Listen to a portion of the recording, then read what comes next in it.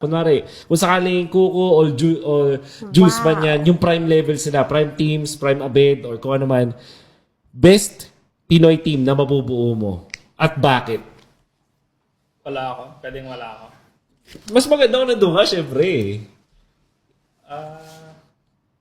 Sige, consider na lang natin na nandun ako. Kasi pag wala ako, syempre, si Teams talaga. Okay. At least may backup, may backup. Best post 4. Okay.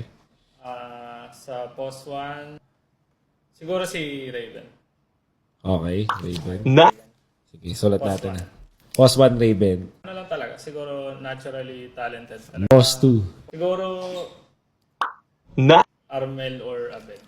Sobrang Na- hirap i-decide kung sino sa kanilang dalawa. Okay. Post 3. Ay, post 3 na tayo. Oh, actually, si Coco. Kuko.